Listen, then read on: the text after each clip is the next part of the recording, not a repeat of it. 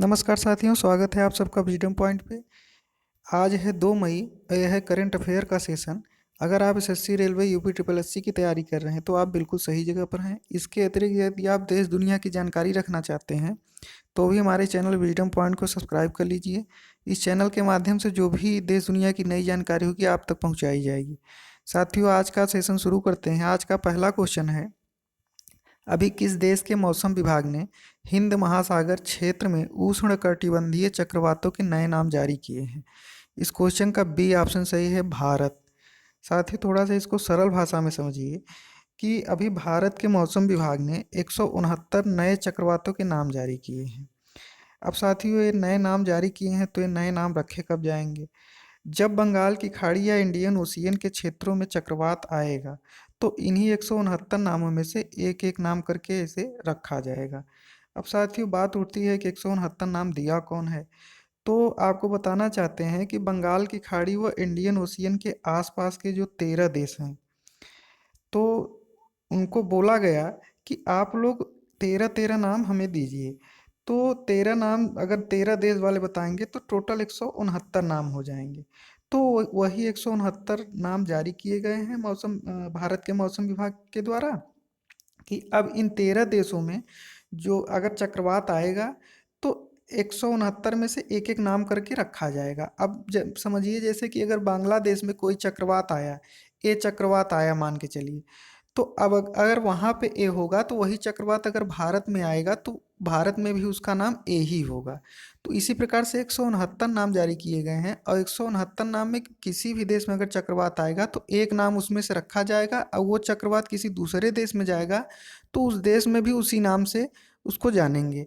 अब बात उठता है कि 13 देश कौन कौन से हैं। तो 13 देश का मतलब ये है कि इंडियन ओशियन और बंगाल की खाड़ी के जो देश हैं, जैसे कि बांग्लादेश हुआ, पाकिस्तान हुआ, सऊदी अरबिया हुआ, यूएई हुआ, ओमान हुआ, म्यांमार हुआ, मालदीव हुआ, ये सब कुल मिलाकर के 13 देश हैं। इन्हीं ने नाम तैयार किया है। उम्मीद है साथियों ये क्वेश्चन आपको समझ में आ गया होगा। अब अगले क्वेश्चन पे चलते हैं। क्वेश्चन नंबर 2 हमारा है, अभी महाराष्ट्र को विद्युतीकरण करने के लिए 346 मिलियन डॉलर की 346 मिलियन डॉलर का ऋण कौन दे रहा है? साथियों, इस क्वेश्चन का डी ऑप्शन सही है, एडीबी, एशियाई विकास बैंक, एशियन डेवलपमेंट बैंक। साथियों, थोड़ा सा एडीबी के बारे में समझिए। एडीबी की जो सदस्य देश हैं वो 68 हैं, मतलब 68 देश एडीबी का सदस्य है। अब एडीबी की स्थापना 19 दिसंबर 1966 में हुई थी और इसका एडीबी का हेडक्वार्टर फिलीपींस के मनीला में है और इसके प्रेसिडेंट जो हैं वो मसासुगु अस्कावा जी हैं। साथियों, एशियाई जो बैंक है, एडीबी, एशियन डेवलपमेंट बैंक, इन इसी ने अभी क्या किया है कि 346 मिलियन डॉलर का ऋण अभी महाराष्ट्र को विद्युतीकरण करने के लिए दे रहा है। अब अगले क्वेश्चन पे चलते हैं। अगला क्वेश्चन हमारा है क्वेश्चन नंबर 3, भारत मालदीव को कितने मिलियन अमेरिकी डॉलर की विदेशी मुद्रा विनिमय सहायता प्रदान करने की बात कही है? साथियों, इस क्वेश्चन का ए ऑप्शन सही है, 150 मिलियन डॉलर। साथियों, अब थोड़ा सा इसके बारे में समझिए कि विदेशी मुद्रा विनिमय क्या होता है।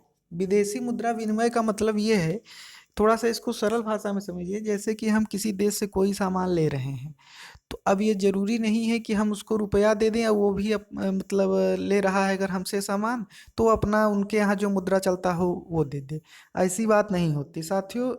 5 मुद्राएं क्या हुई हैं कि पूरी दुनिया को मान्य की गई हैं, मान्य हुई हैं कि हम जब भी आप लोगों से सामान लेंगे, एक देश दूसरे देश से सामान लेगा या दूसरे देश को सामान देगा, तो जब भी पैसा का लेन देन होगा, मुद्रा का लेन देन होगा, तो 5 मुद्रा रखी गई हैं। वो 5 मुद्राएं कौन कौन सी हैं? पहला डॉलर है, दूसरा यूरो है, तीसरा येन है, तो उसके बाद चौथा युआन है और पांचवा पाउंड स्टर्लिंग है।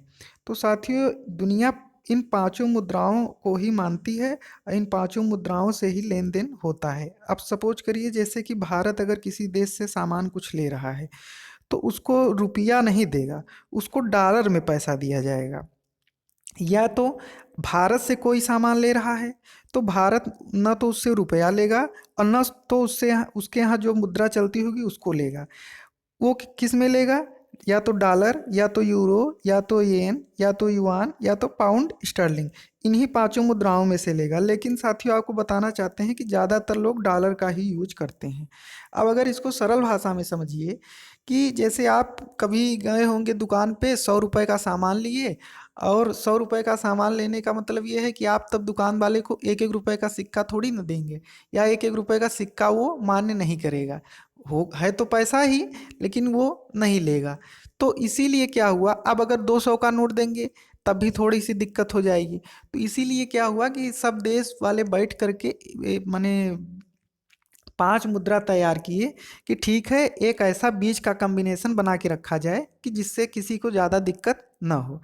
तो उसमें क्या हुआ, अब जैसे 100 रुपये का सामान लिए, अब आप अगर 50-50 का दो नोट दे दे रहे हैं तब भी आसानी होगी, 100 का दे दे रहे हैं नोट तब भी आसानी होगी। तो बीच का रखा गया, 200 का देंगे तब भी दिक्कत होगी, एक एक रुपए का सिक्का देंगे या नोट देंगे तब भी दिक्कत हो जाएगी। तो इसलिए बीच का कॉम्बिनेशन बना के रखा गया है।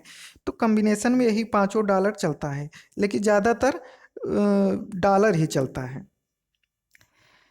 ये पांचों मुद्राएं चलती हैं लेकिन ज़्यादातर डॉलर चलता है। तो साथियों इसमें क्या हुआ है कि जैसे कि अभी क्या हुआ कि मालदीव के पास 150 मिलियन डॉलर का, या तो मान के चलिए कोई सामान लिया होगा या तो उसके ऊपर ऋण होगा।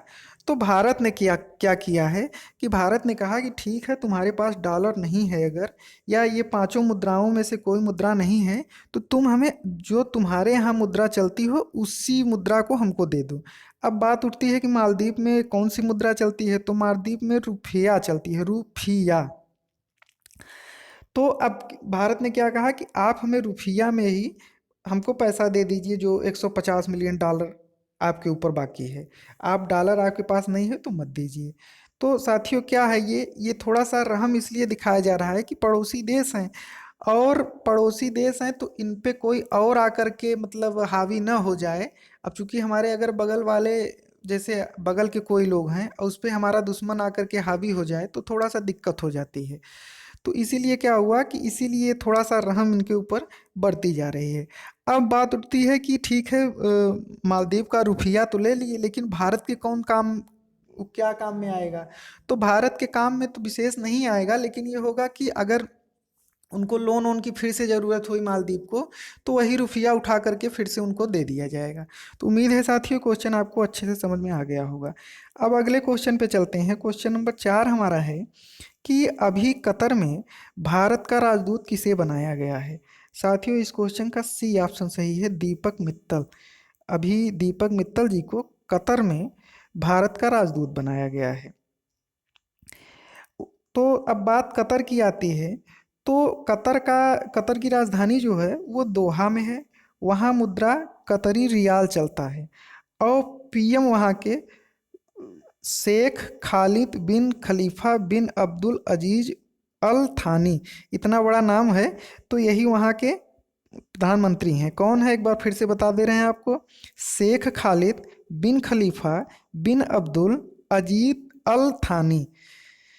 उम्मीद है साथियों ये भी क्वेश्चन आपको समझ में आ गया होगा, नाम तो थोड़ा बड़ा था प्रधानमंत्री का वहाँ के। अब अगले क्वेश्चन पे चलते हैं। अगला क्वेश्चन है हमारा क्वेश्चन नंबर 5। अभी किस राज्य सरकार ने ऑनलाइन शतरंज टूर्नामेंट करने की घोषणा की है। इस क्वेश्चन का डी ऑप्शन सही है, कर्नाटक। साथियों क्या हुआ है कि अभी कर्नाटक ने ऑनलाइन शतरंज टूर्नामेंट का आयोजन किया है। अब इसमें होगा क्या, कर्नाटक ने कोविड-19 राहत कोष में धन जुटाने के लिए ऑनलाइन शतरंज का आयोजन किया है। अब इसमें क्या होगा कि पूरे देश के जितने भी शतरंज खिलाड़ी हैं वो 50 रुपये दे करके इसमें भाग ले सकते हैं। तो ये क्या होगा, जो भी पैसा इकट्ठा होगा वो कोविड-19 राहत कोष में रखा जाएगा, और मतलब जो भी कोरोना के पेशेंट हैं या जो भी सामान लेना होगा उनके उपचार में, दवा में, उसमें खर्च किया जाएगा। तो साथियों उम्मीद है ये भी क्वेश्चन आपको समझ में आ गया होगा। अब अगले क्वेश्चन पे चलते हैं। क्वेश्चन नंबर 6 हमारा है, अभी मूडीज ने 2020 में भारत की जीडीपी कितने प्रतिशत रहने का अनुमान लगाया है। इस क्वेश्चन का सी ऑप्शन सही है, 0.2%। मूडीज ने 0.2% भारत की जीडीपी 2020 में रहने का अनुमान लगाया है। अब साथियों ये लोग बैठे बैठे अनुमान क्यों लगाते हैं, आप लोग सोच रहे होंगे। तो अनुमान इसलिए लगा करके सबको बता देते हैं कि जैसे कि जो भी इन्वेस्टर्स हैं तो उनको बताया जाता है कि इस देश का इतना जीडीपी है, मतलब कि आप कहाँ पैसा लगाएंगे तो कहाँ आपको फायदा मिलेगा, कहाँ आपको घाटा मिलेगा, मतलब कि इस देश की जीडीपी इतनी है, इतनी होने वाली है। ये आगे से भविष्यवाणी कर देते हैं। ये लोग बहुत बड़े बड़े इंजीनियर होते हैं, तो वही बैठे बैठे अपना बता करके बैठे बैठे बता देते हैं कि भैया इस देश की जीडीपी इतनी है, आप लोग यहाँ पैसा लगाएंगे तो यहाँ घाटे में जाएंगे, और कहीं लगाएंगे तो फायदे में जाएंगे। यही सब बैठ करके इसीलिए जीडीपी बताया जाता है। अब अगले क्वेश्चन पे चलते हैं। क्वेश्चन नंबर 7 है, किस राज्य ने अपने यहाँ पड़ी बंजर भूमि को कृषि योग्य बनाने की घोषणा की है? इस क्वेश्चन का ए ऑप्शन सही है, केरल। साथियों हुआ क्या है कि अब चूंकि लॉकडाउन चल रहा है, इसमें इकोनॉमिक स्थिति सब हर राज्यों की डाउन चलेगी, पूरे भारत की ही डाउन चलेगी, पूरे विश्व की डाउन चलेगी, जो जो कोविड 19 से जूझ रहा है। तो साथियों लॉकडाउन के बाद अपनी इकोनॉमी को ठीक करने के लिए केरल ने क्या किया है कि केरल में जो भी बंजर भूमि है, केरल में बहुत ज़्यादा बंजर भूमि है, तो जो भी बंजर भूमि है उसी को कृषि योग्य बनाने की घोषणा की है। अब बात केरल की आती है तो केरल की राजधानी तिरुवनंतपुरम है, वहाँ के मुख्यमंत्री पिनरई विजयन हैं और राज्यपाल वहाँ के आरिफ मोहम्मद खान हैं। अब अगले क्वेश्चन पे चल। क्वेश्चन नंबर 8 है, अभी कौन से राज्य ने उम्बारे आंगनवाड़ी की शुरुआत की है? इस क्वेश्चन का बी ऑप्शन सही है, गुजरात। साथियों लॉकडाउन में बच्चों की मदद करने के लिए गुजरात सरकार ने उम्बारे आंगनवाड़ी की शुरुआत की है। अब बात गुजरात की आती है तो गुजरात की राजधानी गांधीनगर है, मुख्यमंत्री वहाँ के विजय रूपानी हैं और वहाँ के राज्यपाल आचार्य देवव्रत जी हैं। साथियों अगला क्वेश्चन है क्वेश्चन नंबर 9, अभी कौन से राज्य ने नेबरहुड क्लासेज की शुरुआत करने की घोषणा की है? अब लॉकडाउन के चलते कई सारे राज्य रेडियो पे क्लास चलवा रहे हैं, कई सारे राज्य टीवी पे क्लास चलवा रहे हैं, कई सारे राज्य ऑनलाइन क्लास चलवा रहे हैं। तो इसी कड़ी को बरकरार रखते हुए त्रिपुरा ने क्या किया है कि त्रिपुरा ने लॉकडाउन जब तक होगा तब तक एक टीचर 5 बच्चों को पढ़ाएगा। एक ऐसा सिस्टम वहाँ पे नेबरहुड नाम से शुरू किया गया है, नेबरहुड क्लासेस के नाम से, कि जब तक लॉकडाउन है तब तक एक टीचर केवल 5 लड़कों को 5 बच्चों को पढ़ाएगा। अब बात त्रिपुरा की आती है। त्रिपुरा की राजधानी अगरतला है, मुख्यमंत्री वहाँ के बिप्लब कुमार देव हैं और राज्यपाल वहाँ के रमेश बैस जी हैं। अगला क्वेश्चन है हमारा क्वेश्चन नंबर 10, अभी एच कार्ड रोबोट को किसने विकसित किया है? इस क्वेश्चन का बी ऑप्शन सही है, CMERI। साथियों अभी एच कार्ड रोबोट CMERI से आई ने विकसित किया है। अब CMERI का पूरा नाम है central, C for central, M for mechanical, E for engineering, R for research, I for institute. साथियों क्या है कि CMERI का पूरा नाम central mechanical engineering research institute है, जो कि दुर्गापुर में है। इसने क्या किया है कि एच कार्ड नाम से एक रोबोट तैयार किया है।